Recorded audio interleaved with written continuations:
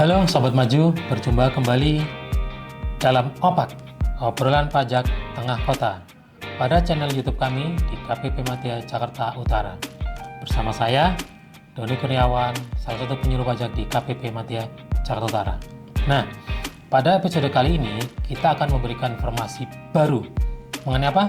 Mengenai SIAP, Sistem Informasi Administrasi Perpajakan, atau biasa kita kenal dengan CITAS ya. Cortex Administration System, atau biasa kita sebut dengan Cortex gitu ya. Cortex ini adalah wujud dari transformasi layanan administrasi perpajakan yang akan kita implementasikan rencananya di awal bulan Juli tahun 2024. Nah, pada episode kali ini kita akan coba bahas tentang proses bisnis pembayaran pajak. Nah, apa sih pembayaran pajak nanti di Cortex nanti gitu ya. Begini kan pajak. Di pembayaran pajak ini nanti akan ada 3 tema besar yang akan coba kita bahas di Opak kali ini, yaitu yang pertama adalah pembuatan kode billing, yang kedua adalah pembayaran pajak, yang ketiga adalah pengajuan permohonan. Nah, apa aja permohonan-permohonan yang akan kita bahas di sini? Pertama adalah pemindahan yang kedua adalah pengembalian kelebihan pembayaran pajak atau restitusi, dan yang ketiga adalah permohonan imbalan bunga atau IB. Nah, permohonan IB. Jadi ada 3 itu ya, kawan pajak yang akan kita bahas pada Opak kali ini. Nah, sekarang kita coba akan bahas satu persatu nih. Apa aja sih hal yang baru yang ada di pembayaran pajak itu? Pertama, nanti akan ada namanya kode billing multi akun. Nah, apa sih itu? Kode billing multi akun itu adalah satu kode billing yang bisa digunakan untuk beberapa jenis pajak atau untuk pembayaran beberapa pelunasan utang pajak, begitu ya. Yang kedua, nanti di Cortex akan ada namanya akun deposit pajak. Nah, apa sih akun deposit pajak ini? Kalau kawan pajak sudah biasa pakai ShopeePay gitu ya, atau GoPay, nah seperti itu tuh, mirip banget seperti itu. Jadi nanti akun deposit pajak itu memberikan kemudahan gitu ya kepada kawan pajak semua untuk melakukan penyetoran pajak lebih awal.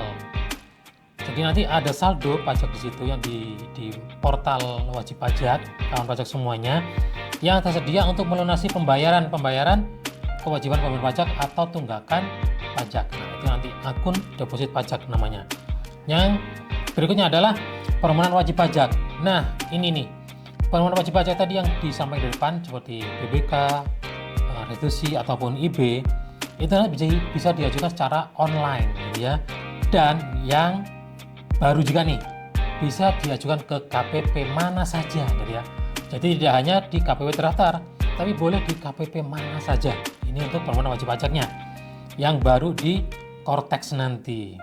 Apalagi sih yang baru nanti di Cortex mengenai pembayaran pajak?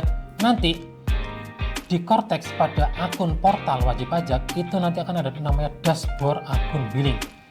Di situ akan dijelaskan mana sih billing-billing udah di-create oleh kawan pajak yang masih aktif ya, atau yang sudah kadaluarsa. Jadi nanti kawan pajak bisa tahu nih rekap billing pajaknya udah dibikin itu ya, nggak perlu merekap lagi billingnya. Di situ sudah disediakan dashboard kode billing, akun billing gitu. Nah, yang berikutnya adalah kanal pembayaran terintegrasi.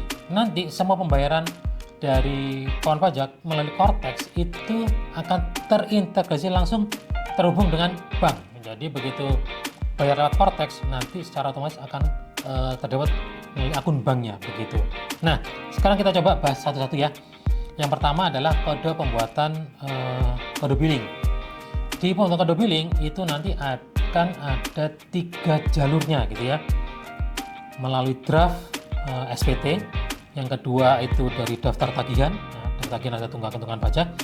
Yang ketiga, selain dari draft SPT dan juga dari tagihan pajak.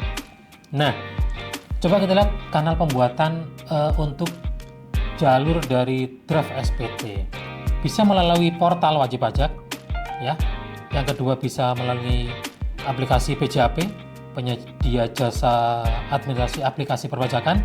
Yang kedua, yang terakhir adalah melalui SPT kertas, masih Jadi di sini masih kita ini ya, masih kita akomodasi ya untuk SPT hard copy ya. Nah, bagaimana cara pembuatannya? Begini. Seperti yang dulu-dulu, kalau kita mau bikin SPT, yang kita hitung ya, berapa sih utang pajak kita isi SPT-nya, setelah itu kita tahu nih SPT kita kurang bayar. Nah, nanti di situ tinggal kita klik bayar dan lapor. Nah, di sini nih bedanya dikit nih. Nanti begitu kita klik bayar dan lapor, nanti akan muncul nih. Apabila saldo deposit kita masih mencukupi, nanti bisa tinggal diambil dari deposit tadi itu melalui mekanisme pemindah bukuan. Bagaimana mekanisme pemindah bukuan? Tidak seperti pemindah bukuan yang sekarang kawan pajak laksanakan gitu ya, oleh permohonan, bayar kopi atau pakai IPBK, bukan. Tapi ini langsung dari situ nanti kita pilih pemindah bukuan akun deposit. Nah, langsung tinggal klik aja, nanti langsung dibayar melalui akun depositnya. Yang kedua, bisa juga melalui pembuatan kode billing, masih bisa ya. Kalau katakanlah nih, saya pakai kode billing aja deh, nggak usah pakai saldo deposit buat yang lain gitu, boleh. Jadi nanti bikin kode billing. Atau katakanlah nih ya, pas kita mau pakai pembayaran pakai saldo deposit, ternyata saldo kita kurang. Nah, kalau mau seperti keadaannya mau nggak mau, kita harus pakai kode billing. Nah, nanti setelah kita bikin pembayaran menggunakan deposit, tidak akan diperoleh lagi nih entry NTPN, otomatis langsung selesai pembayarannya, langsung terlapor gitu ya. Ini untuk jalur melalui draft SPT. Yang kedua itu melalui daftar tagihan. Tunggakan pajak kita yang masih kita belum bayarkan kewajibannya bisa dibayarkan melalui portal wajib pajak atau pakai asistensi melalui apa? KPP dan juga dari Kering Pajak. Nanti akan dibantuin ya teman-teman KPP dan juga teman-teman dari Kering Pajak. Bagaimana cara pembuatannya? Sama. Kita nanti akan pilih ini utang pajak mana kita ya, daftar utang pajak yang ada di portal wajib pajak kawan pajak semuanya. Kita pilih mana mau kita bayar gitu ya, kita pilih, kita isi pembayarannya berapa nominalnya. Setelah itu kita gunakan saldo deposit untuk pembayarannya, boleh pakai itu atau juga masih boleh dengan menggunakan kode billing. Jadi setelah kita pilih ini utang pajak, tunggakan kita yang masih belum kita bayarkan, kita pilih, kita kumpulkan, terus kita bayar pakai saldo atau pakai kode akun billing, begitu. Nah, yang ketiga adalah melalui jalur non draft SPT dan juga bukan dari daftar tagihan. Ini untuk kanalnya lebih banyak ya, bisa melalui portal, asistensi tadi ya, KPP ataupun Kering Pajak. Yang ketiga adalah melalui aplikasi PJAP dari penyedia jasa aplikasi perpajakan, dan juga melalui teller masing-masing bank kawan pajak semuanya gitu ya, atau collecting agents. Nah, nanti akan collecting agent ini akan diberitahukan lebih lanjut gitu ya, bagaimana penjelasan collecting agents. Bagaimana cara pembuatannya? Sama, ini lebih simpel lagi. Jadi kita tinggal mengisi daftar aja nih, mana-mana yang mau kita bayar, nanti ada panduan lebih lanjut gitu ya, nanti yang diserahkan ke teller kalaupun kita mau meminta bantuan teller untuk melakukan pembayarannya, atau mungkin kita lewat KPP gitu ya, atau Kering Pajak. Jadi kita siapkan dulu daftarnya, kita minta tolong ke saluran tadi. Nah, yang berikutnya kita akan coba bahas tentang kemudahan-kemudahan permohonan wajib pajak. Tadi di awal-awal juga sempat kami sampaikan ada permohonan yang dipermudah itu PBK, restitusi dan juga imbalan bunga. Nah, sekarang kita lihat satu persatu. Permohonan pemindah bukuan atau PBK atas kelebihan setoran gitu ya, kelebihan pajak, setoran pajak atau saldo deposit bisa dipindah bukukan ke kewajiban pajak tertentu. Katakanlah tadi sama yang menyambung dengan depan tadi ya, kalau kita ada saldo kelebihan beban pajak gitu ya, kita bisa mengajukan PBK melalui portal wajib pajak ini, atau bisa menggunakan formulir ya, formulir hard copy, diserahkan kemana? Ke KPP mana saja ya, KPP terdekat boleh, bukan harus terdaftar. Kalau terdaftar juga boleh, nggak apa-apa. Tapi sekarang dipermudah, nanti kalau ada Cortex dijalankan, permohonan itu bisa dimasukkan ke KPP mana saja gitu ya, yang terdekat aja gitu. Nah, itu kemudahan untuk pemindah bukuan. Untuk pembelian imbalan bunga yang muncul karena adanya keterlambatan penerbitan suatu produk perpajakan SKP, ataupun ada karena permohonan atas upaya hukum yang menimbulkan kelebihan pembayaran pajak, atau juga pembetulan, pengurangan atau pembatalan SKP STP atau pasal 36 ya. Itu bisa diajukan juga nih pengembalian imbalan bunga atau pemberian IB sama melalui apa? Melalui online lewat portal wajib pajak atau pakai kering pajak ya 1.500-200 secara online.